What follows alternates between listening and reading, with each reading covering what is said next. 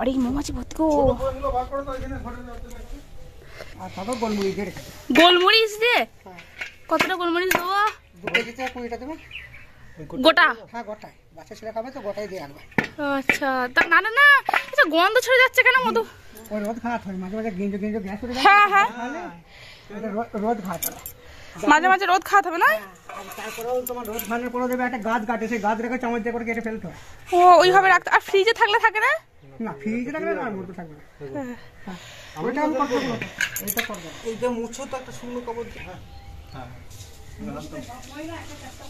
হ্যাঁ, রোদ খাইয়ে ঠান্ডা হয়, তারপর কাঠের জালে যখন ঢালবে তখন গোলমরিচটা দিয়ে দেবে।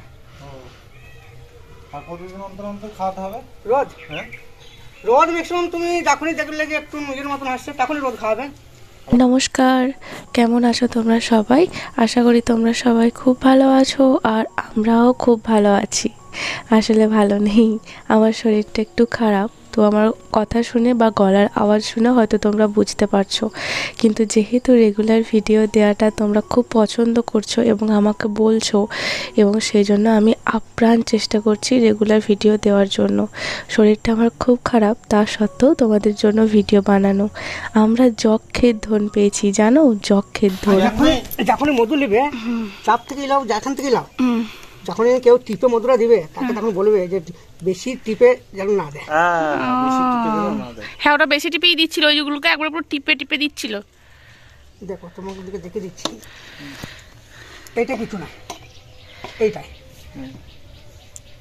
দেখো তো আমরা কত বি দেখবি, কত বি দেখবি। তোমাদের দেখে তোমরা এখানে এসো, এখানে এসো।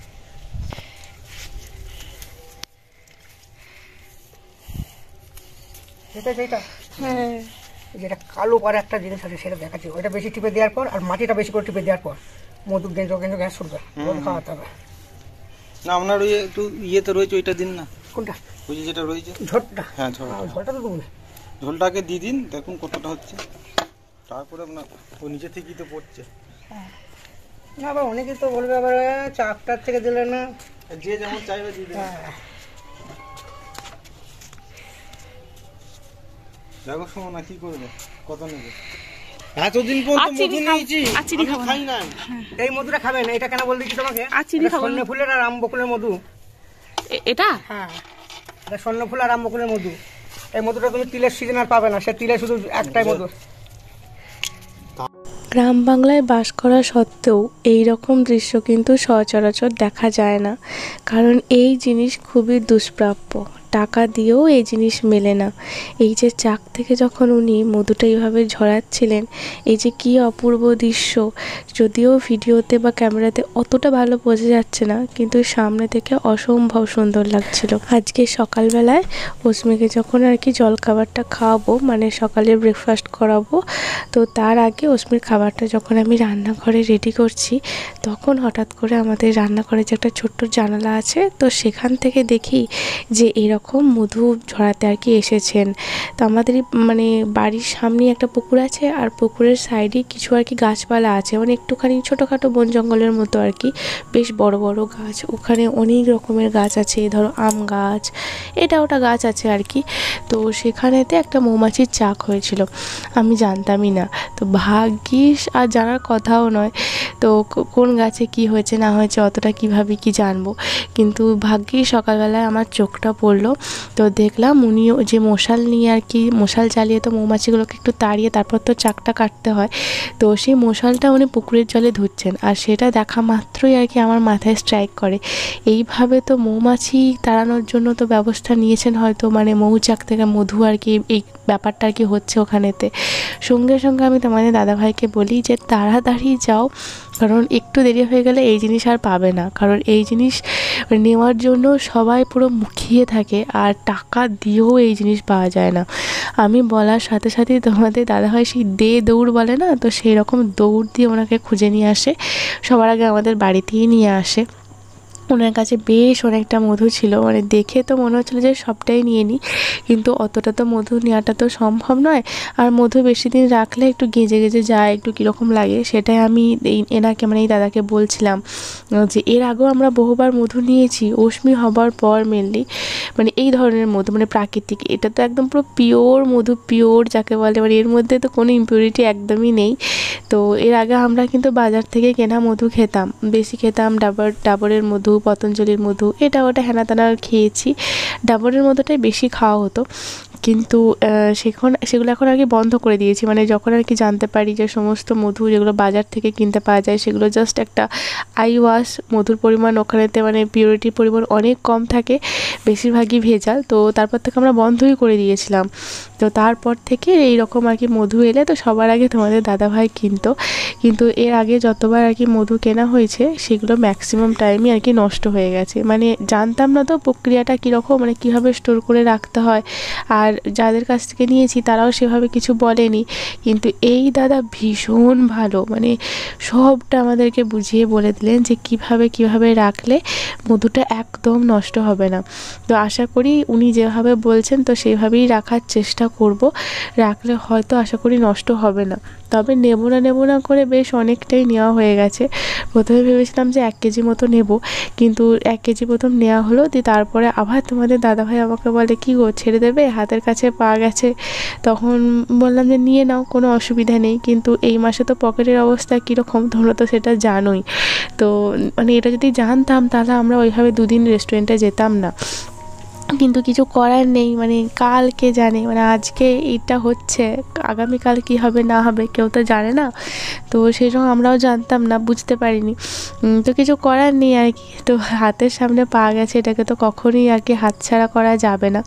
ওখানে তো দেখো একটা জামবাটিতে আমাদের কিন্তু নেওয়া হয়ে গেছে, কিন্তু তারপরেও কি এই জিনিসটা আর পাবো না, তো সেই জন্যই আর কি নেওয়া। আর উনি বলছিলেন যে এই সময়ের মধুটা নাকি খুব সুন্দর হয়, এরপরে তো তিলের মধু, মানে এরপরে মাসের যে মধুগুলো হবে তো সেই মধুগুলো অতটা ভালো হবে না, তোমরা তো ওনার মুখ থেকেই শুনলে। এই দাদা ভীষণ ভালো, মানে এত ভালো মনের মানুষ খুব কমই দেখা যায়। এর আগের দিনে যেমন ছাতা সারাই করতে এসেছিলেন একজন, উনিও ভীষণ ভালো, আর এনাকেও দেখলাম ভীষণ ভালো। আসলে কিছু মানুষ এমন আর কি, তাদের ব্যবহার থাকে, মানুষের ব্যবহারেই মানুষের পরিচয়। তো সে এমন ব্যবহার করে মনটা না জাস্ট ছুঁয়ে যায়, মানে খুশি হয়ে যায় একদম। তো সেই জন্য তোমাদের দাদাভাই বললো যে উনি আমাদেরকে একদমই ঠকাবেন না, আর ঠকানোর তো কোনো জায়গাই নেই, কারণ একদম গাছ থেকে পেড়ে নিয়ে এসেছেন, এই যে চাক থেকে ভেঙে দিচ্ছেন, বুঝতেই পারছো। এছাড়াও না আমাদের গ্রাম সাইডে, আমাদের গ্রামেতেই মধু বিক্রি করতে আসে, এরকম চাক নিয়ে নয়, মানে এমনি সেই ঝোলা গুড় টাইপের, কিন্তু সেইগুলোও দেখেছি, কিন্তু সেগুলো এতটা নয়। এর কালারটা আমার ক্যামেরাতে অতটা ভালো আসছে না, এই কালারটা একদম মানে কি বলবো, সেই হালকা একটু গোল্ডেন কালার যাকে বলে, ঠিক সেই রকম, মানে কি সুন্দর কালারটা। এর আগেও আমরা মধু নিয়েছি, কিন্তু তারাও ভালো মধুই দিয়েছেন, এভাবে চাক থেকে দিয়েছেন। কিন্তু আজকের সবথেকে প্লাস পয়েন্ট হলো এনার ব্যবহার। আর এনার কাছে নাকি কথা বলতে বলতে শুনলাম, এনার কাছে নাকি যে মিলিটারি যে ক্যাম্পগুলো হয়, আর্মি ক্যাম্পগুলো, তো ওনার এক প্রতিবেশী আর্মি ক্যাম্পে কাজ করেন, তো সেখান থেকে নাকি 16 কেজি এরকম মধুর অর্ডার উনি পেয়েছেন, সেই জন্যই আর কি হন্য হয়ে খুঁজে বেড়াচ্ছেন। আর তোমাদের দাদাভাই খুব করে রিকোয়েস্ট করার পর আর কি আমাদেরকে এইভাবে দিচ্ছেন। তো সেই জন্য মানে উনি বলছিলেন যে যেহেতু আর্মি ক্যাম্পে অর্ডার আছে সেই জন্য উনি বিক্রি করতেন না।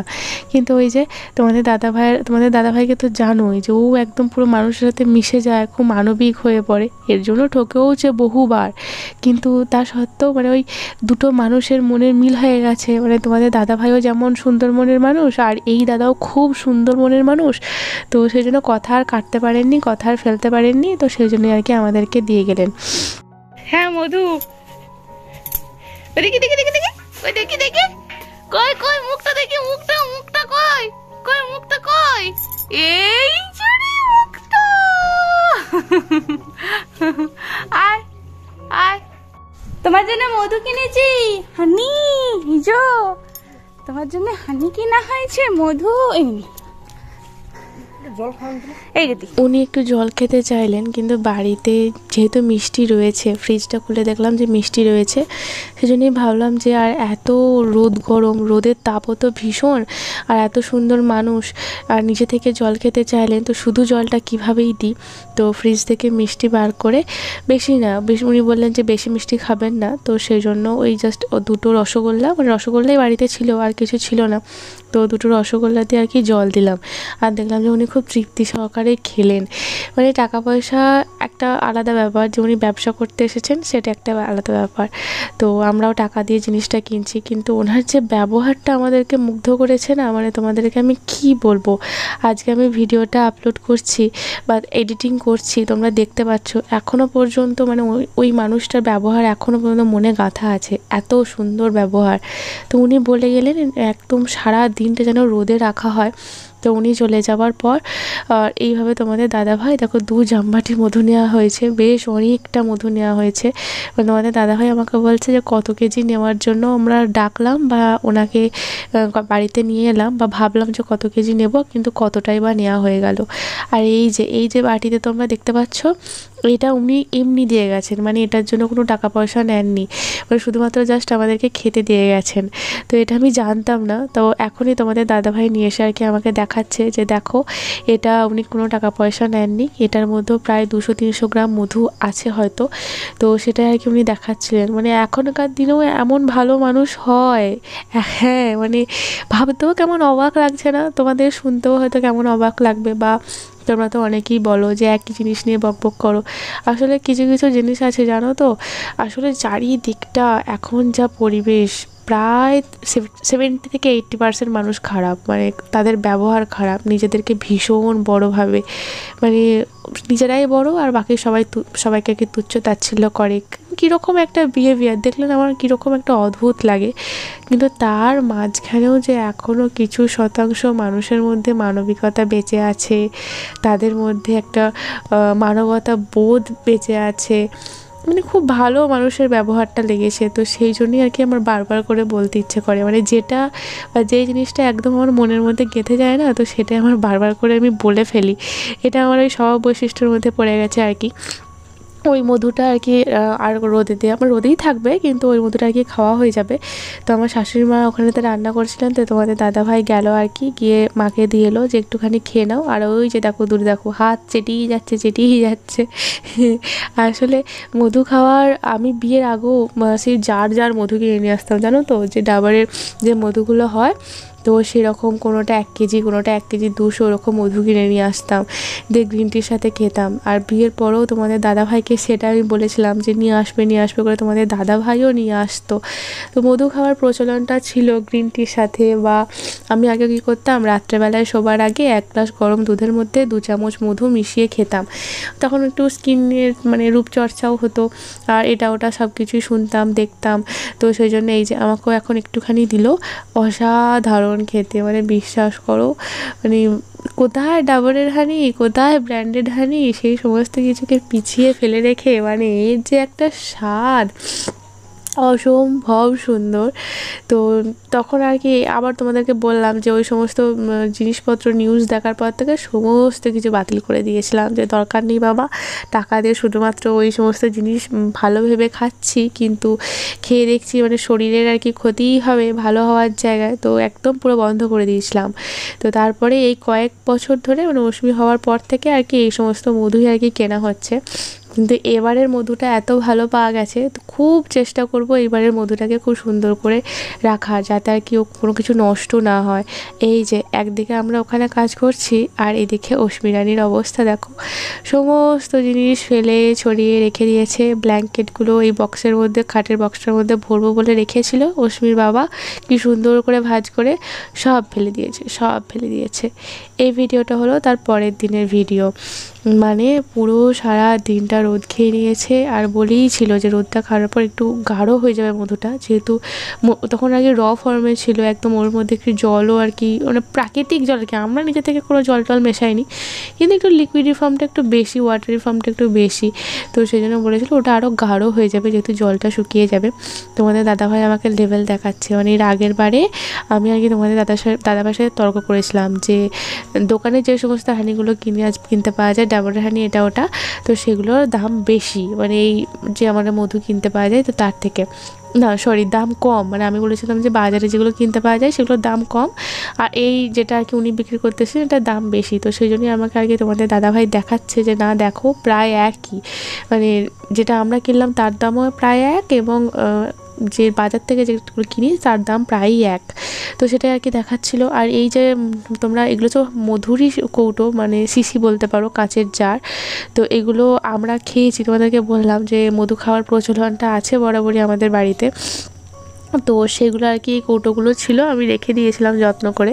সেগুলোকে আমি কালকেই, মানে গতকালকেই আমি সমস্ত কিছু ধুয়ে টুয়ে পরিষ্কার করে জল ছড়িয়ে রেখে দিয়েছিলাম, কারণ এই মধুর শিশিতেই আর কি আমরা মধুগুলো স্টোর করে রাখবো। আর কাঁচের জারে রাখলে তো সবথেকে ভালো হয়, উনিও বললেন আর আমরাও জানতাম। আর একটা গোল যে বড় কাঁচের জার দেখলে, তো ওই জারগুলো আমি কিনেছিলাম আচার বানিয়ে রাখার জন্য, কিন্তু এই বছর আমি কুলের আচার বানিয়েছিলাম, কিন্তু সেই কুলের আচার শেষ হয়ে গেছে। মানে আমার শ্বশুরমশাই সব অর্ধেকের বেশি আমার শ্বশুরমশাই শেষ করে দিয়েছেন, কারণ উনি এইসব জিনিস খেতে খুব পছন্দ করেন, খুব ভালোবাসেন, আর আমারও বানিয়ে রাখতে খুব ভালো লাগে। তো খেয়েছেন, ঠিক আছে, খুব সুন্দর, আমার খুব ভালো লেগেছে যে ওনার এতটা পছন্দ হয়েছে। তো আমি ভেবেছিলাম ওই কাঁচের জারটাও লাগবে, কিন্তু ওই কাঁচের জারটা লাগেনি।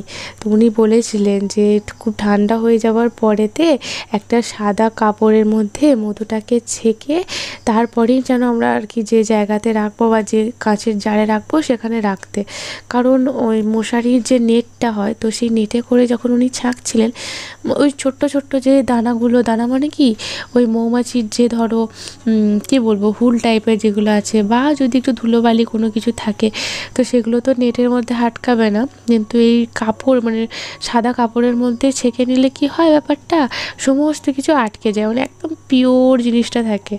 মানে তোমাদেরকে আমি দুটো জামবাটির মধ্যে দেখালাম যে কীরকম লাগছে, এরপর তোমরা দেখতে পাবে জারগুলোতে ভরার পর ওর মধ্যে মানে কোনো কিচ্ছু ইম্পিউরিটি আর একদমই নেই, মানে একদম পুরো স্বচ্ছ জিনিসটা, আর কি সুন্দরই না দেখতে লাগছে। মানে তার পরের দিনে আমি আর তোমাদের দাদাভাই অস্মিকে খাইয়ে টাইয়ে একদম মানে স্নান টান করিয়ে আমার ছোটো কাকি শাশুড়িদের বাড়িতে দিয়ে এসেছি, যে 1 ঘন্টা খানেক মধ্যে আর কি আটকে রাখার জন্য, কারণ অস্মি থাকলে এই সমস্ত কাজগুলো আমরা করতে পারতাম না।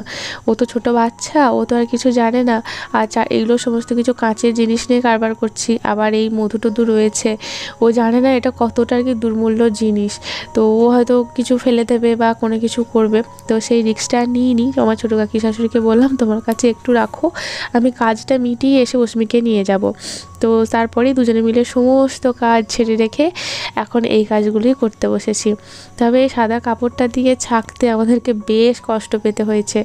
তোমরা তো মানে এখন যেহেতু আমি স্পিড বাড়িয়ে দিয়েছি, তোমরা ভিডিও ক্লিপটা দেখছো, তবুও আমি এখন সমস্ত ভিডিও ক্লিপটা নিইনি, কারণ এত ভিডিও ক্লিপ নিতে গেলে আমার ফোনের স্টোরেজ পুরো ফুল হয়ে যাবে, আর তোমাদেরও দেখতে অতটা ভালো লাগবে না। আমাদের এই কাজটা করতে মানে এই 2 জামবাটি মধুকে আর কি এই সাদা কাপড় দিয়ে ছাকতে প্রায় 1.5 ঘন্টা সময় লেগেছিলো, কারণ একদম স্লো পড়ছিল, মানে খুব একটা বেশি পড়ছিল না, মানে প্রচুর সময় লাগছিল। তারপরে এই মধুর জারগুলো মানে ডাবরের হানির যে জারগুলো সেগুলো ভর্তি হয়ে যাওয়ার পর আর অল্প মতো আছে, তো শুধু এই কাঁচের এত বড় জারটাকে আর চাইছিলাম না যে এর মধ্যে রাখতে। আর তোমাদের দাদাভাই বললো ও যেহেতু কলকাতাতেও গ্রিন টি খায়, সেই জন্য বললো কি যে ও কলকাতাতেও নিয়ে যাবে, কারণ ও তো অর্ধেক এখানে আর অর্ধেক ওখানে, তো সেই জন্যই বললো কি এবারের মধুটা আমি একদমই নষ্ট হতে দেবো না, সব থেকে বেশি আমিই খাবো, ও কলকাতাতেও নিয়ে যাবে। তো সেই জন্য একটা ছোট্ট মতো শেষে মানে কাচের আর কি কৌটো খুঁজছিলাম, তো খুঁজতে একটা পেয়েও গেলাম, তো সেটাতেই এখন তোমাদের দাদাভাইয়ের জন্য আর কি ওই জারটাতে ভরে দেওয়া হবে, সেটা তোমাদের দাদাভাই আর কি কলকাতায় নিয়ে যাবে। আর একটা ছোট কৌটো খুঁজছিলাম যেটা আর কি আমাদের বাড়িতে এখানেতে থাকবে, যেটা রেগুলার ইউজ পারপাসের জন্য।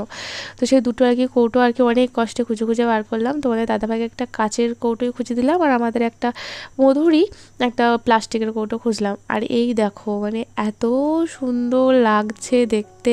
এর মধ্যে কিন্তু দোকানের মধুও ছিল, কিন্তু দোকানের মধু আর এই মধুর মধ্যে আকাশ পাতাল পার্থক্য। যেহেতু আমরা খেয়েছি তো সেই জন্য আমরা খুব ভালোভাবে বুঝতে পারছি।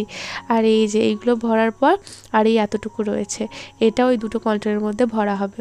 আজকের ভিডিওটা এই পর্যন্তই। কেমন লাগলো অবশ্যই কিন্তু জানি।